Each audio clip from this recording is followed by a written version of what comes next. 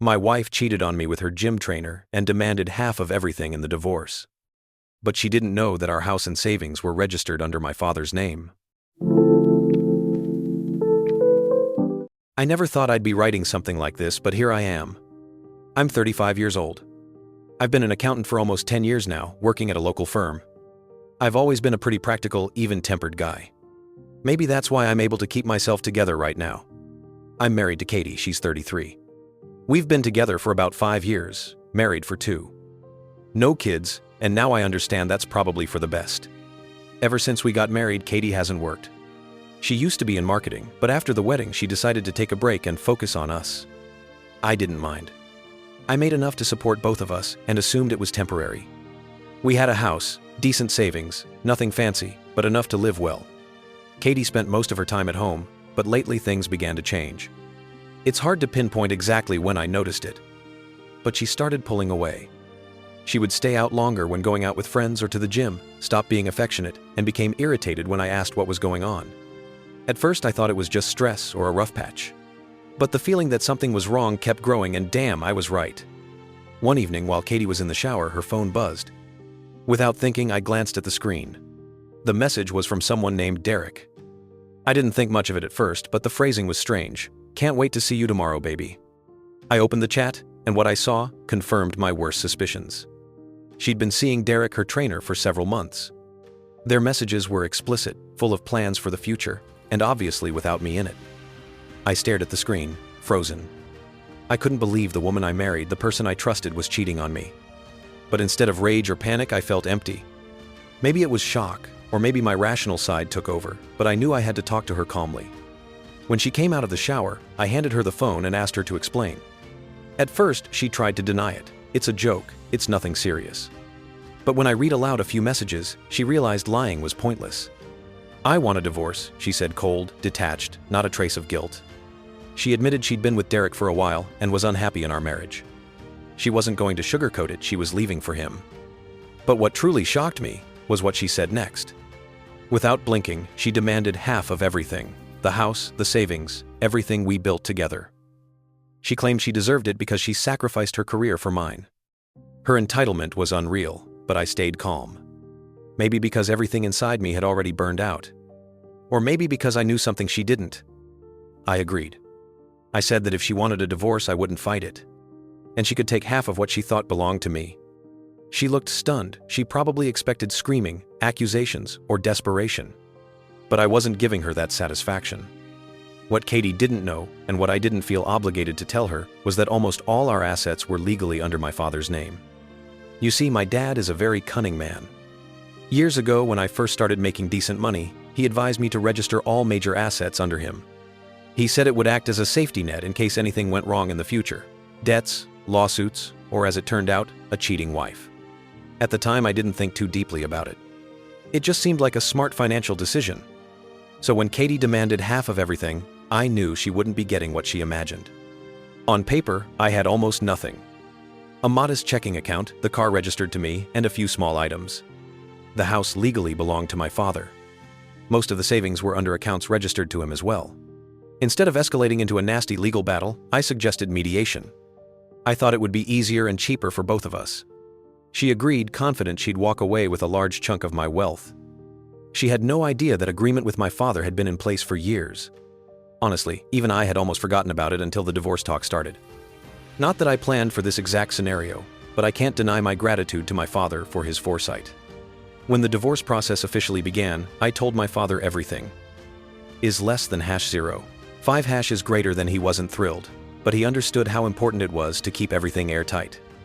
We consulted a lawyer to make sure everything was legally sound. Turns out it was perfect. Katie could demand whatever she wanted, there was nothing for her to take. I provided every document the law required. Everything was accurate. There were no hidden assets. When Katie saw how little was actually under my name, her attorney stopped smirking. They were both confused, even suspicious, but couldn't do anything.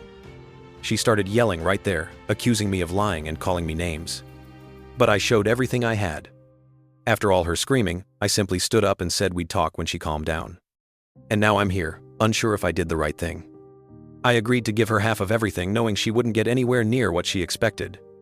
After the initial asset disclosure, Katie was in complete shock. She clearly thought I was hiding something, kept accusing me and yelling at me, and her lawyer wasn't behaving any better. The look on their faces when they saw those modest numbers on paper was priceless. Without wasting time, they demanded a more thorough investigation. Katie kept asking over and over, "Where is all the money? The house, the investments, the savings, everything we're supposed to have?" She couldn't believe that after all these years of marriage, there was basically nothing to divide. Her lawyer quickly hired a forensic accountant to dig deeper, convinced I hid money in secret accounts. At first I was a bit nervous, not because I had something to hide, but because I knew it would drag the process out longer. But after talking to my lawyer and double-checking everything, I realized they'd find nothing. Everything I submitted was 100% true. There wasn't a single trail leading to the assets under my father's name. As the investigation dragged on, Katie's frustration grew more obvious. She was used to getting what she wanted, but this time there was nothing to take. It was unbearable for her to accept that she'd walk away with almost nothing. Her next move was to try to prove that she made a significant contribution to my career and lifestyle. She claimed that by staying home and handling the household, she gave me the opportunity to focus on work and succeed. I'll admit sometimes her help at home did make life easier. But I'm not a CEO of a Fortune 500 company. I'm just a mid-level accountant, and my job has been stable for years. There was no sudden boom in my income she could point to and say, "That's because of me." But she didn't give up. She kept insisting she sacrificed her marketing career for mine, even though she barely worked in that field, and her quitting was entirely her own decision. Her lawyer kept bringing up the same argument again and again, trying to portray me as someone who took advantage of her sacrifice, but there was no proof. At one point, they even tried to drag my parents into the process. Katie wanted to prove they secretly gave me money or helped me hide assets. That part really made my blood boil. My parents had nothing to do with any of this, and involving them was a low blow. Fortunately, my attorney shut those attempts down quickly. But it became obvious Katie was getting desperate. When the divorce dragged on, she decided to take things into her own hands. If she couldn't get what she wanted legally, she'd try to ruin my reputation instead. She began telling everyone in our circle that I'd been hiding money from her, that I was financially abusive throughout the marriage. I couldn't believe the lies she spread. From mutual friends, I heard she constantly complained that I was leaving her with nothing, that I tricked her into believing we had more than we did. She even went to social media, posting vague but obviously targeted messages about narcissists and betrayals. Some people took her side. There's always someone who sides with whoever looks like a victim. But most of our close friends knew the truth. They knew I wasn't capable of what she accused me of. It was painful watching her try to ruin my name just because things didn't go her way. But I tried not to take it personally. I knew the truth, and so did the people who mattered. Meanwhile, I focused on protecting myself legally. My lawyer and I stayed in constant contact, making sure we had everything documented. I recorded every interaction with Katie, every demand, every time she tried to paint me in a bad light. If the case went to court, this documentation would be crucial. I also started gathering evidence of her affair with Derek. Even though infidelity doesn't always matter much in divorce proceedings, I wanted it on record. I wanted it to be clear that she wasn't the victim here. I had screenshots, photos, even testimony from some of her friends who knew about the affair but stayed quiet. Not because I wanted to humiliate her, but because I wanted the truth to come out. On top of all that, I began preparing for the inevitable fallout. I knew once it became clear she wasn't getting half of everything, things would turn ugly. So I stayed focused on work, kept my distance, and prepared for the next stage of the divorce. What made things even more interesting was Derek's reaction. When Katie first told him she wanted to leave me for him, he seemed all in. They had this naive fantasy of starting a new life together. But when the divorce turned into a nightmare, Derek began pulling away. Turns out he wasn't as in love as she thought. From what I heard, he started to reconsider when he realized being with her meant being dragged into her financial chaos. Katie expected a grand new life with Derek, but he wasn't interested in that kind of responsibility. Worse, rumors started spreading that he was losing clients at the gym because of the scandal. People don't want to work with a trainer who sleeps with married women. Derek began distancing himself more and more. And Katie slowly began to realize this wasn't a fairy tale, it was an illusion. Sometimes I almost feel sorry for her. But then I remember everything she did. I'm torn. On the one hand, I'm relieved I protected my money and she's not getting what she expected. On the other hand, it's still sad. This was my marriage. I once loved her and believed we'd build a life together. Seeing it all fall apart is painful, even when you know it's for the best. Since I last wrote, things have gotten even crazier. Katie is spiraling into desperation, and it's starting to show in the worst ways. It seems she's finally realized she won't get the money she expected. And now she's decided to turn my life into hell. Her latest stunt was threatening to destroy my career and reputation at work. She directly told me that if I didn't give her more money, she'd make sure everyone at my firm knew what kind of person I am. At first, I didn't understand what she meant.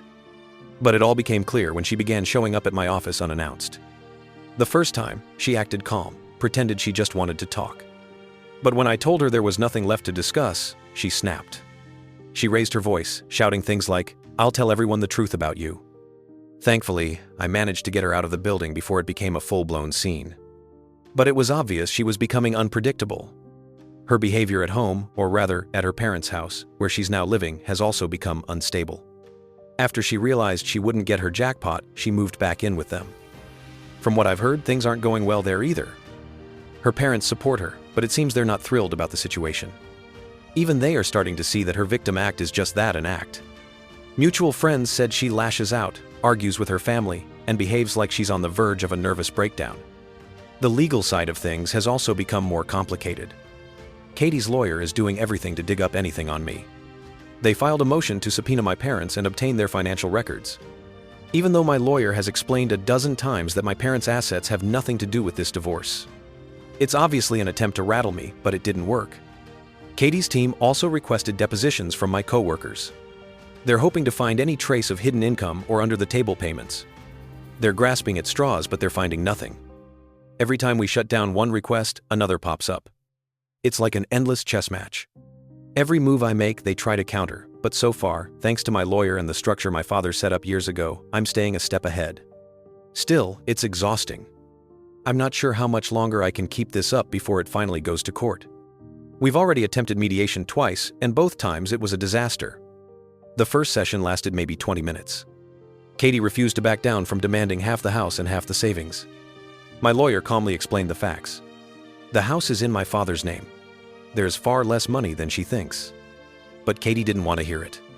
She jumped up, called me a liar, and claimed the mediator was biased. The second attempt didn't go any better.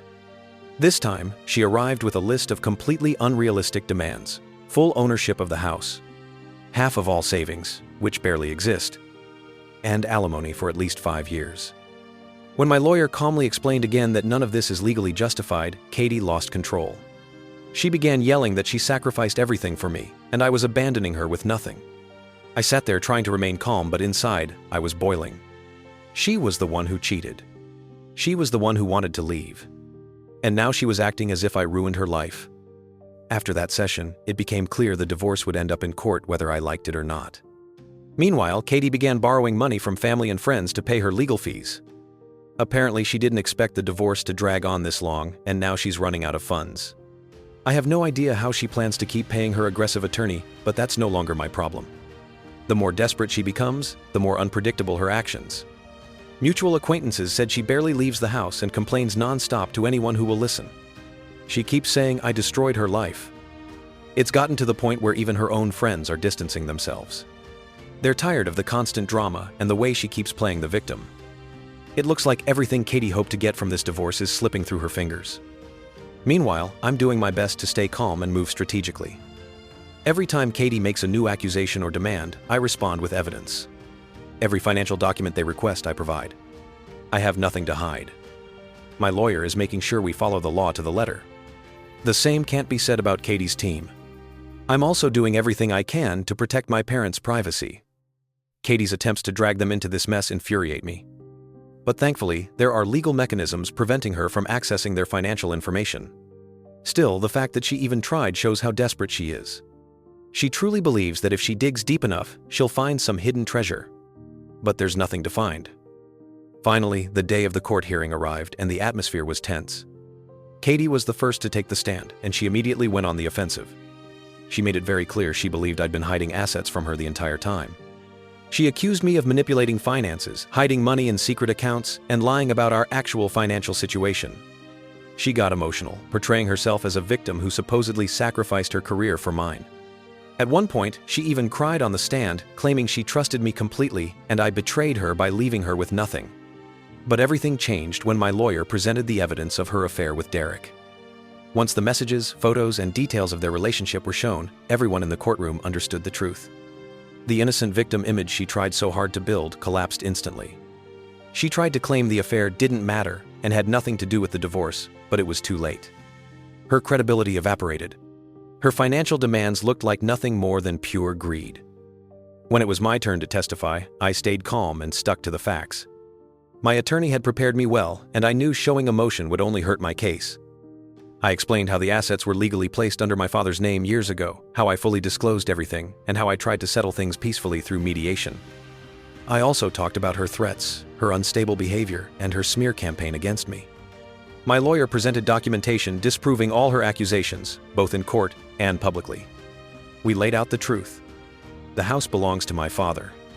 Our savings are modest. There is no secret stash of money. The judge appeared to appreciate my honesty and self-control.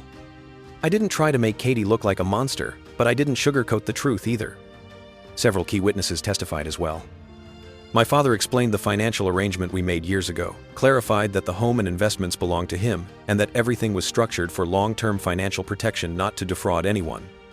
He made it very clear that none of those assets belonged to me, and Katie had no legal claim to them. Next, a co-worker took the stand. Katie's team tried to prove I was receiving hidden income or off-the-books payments, but my co-worker shut that down immediately. He confirmed my salary was stable and that I had no other sources of income. This testimony was crucial. It proved Katie's accusations were baseless.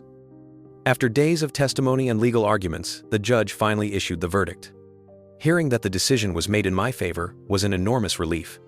Katie's requests for half the house and half the savings were completely denied. The judge ruled that since the house and major assets legally belong to my father, she has no rights to them. The only thing she was awarded was minimal alimony for a short period, just enough to cover a portion of her legal expenses, far from the lifestyle she expected. The judge specifically mentioned that her affair and lack of contribution to our finances played a role in the decision. He saw through her attempt to play the victim and delivered a fair verdict. When the judge finished reading the decision, I felt like a massive weight fell off my shoulders. Months of stress, constant accusations, the fear of losing everything, it all melted away in that instant. I knew that legally, I was finally in the clear. Katie, on the other hand, did not take it well. As soon as the judge finished, she burst into tears and shouted that the system was unfair and I had tricked her out of what rightfully belonged to her. She stormed out of the courtroom, leaving her lawyer stunned. I don't know what she expected, but it was obvious she wasn't prepared to lose. Meanwhile, my phone started blowing up with messages. Friends and family congratulated me as the news spread quickly. The whole local community was soon talking about the case. It felt good knowing the truth finally came out and I could move forward with my life. But Katie wasn't done.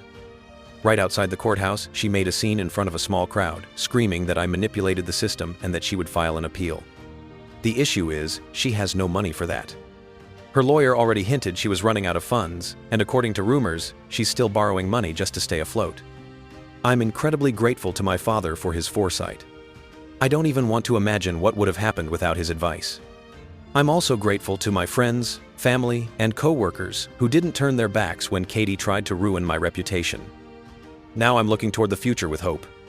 I know it will take time to fully recover emotionally and financially, but I'm ready to move on. This experience taught me a lot, and I won't repeat the same mistakes. For now, I just want to return to a peaceful, normal life. And that's all, friends. Sometimes life throws us into storms we never asked for. Betrayal, lies, and long legal battles can break our hearts, but they don't have to break who we are inside. In this story, the main character went through cheating, manipulation, and an attempt to destroy his future, yet he still found the strength to stand his ground and protect himself. We can't control other people's choices, but we can control our boundaries, our dignity, and how far we'll let someone push us.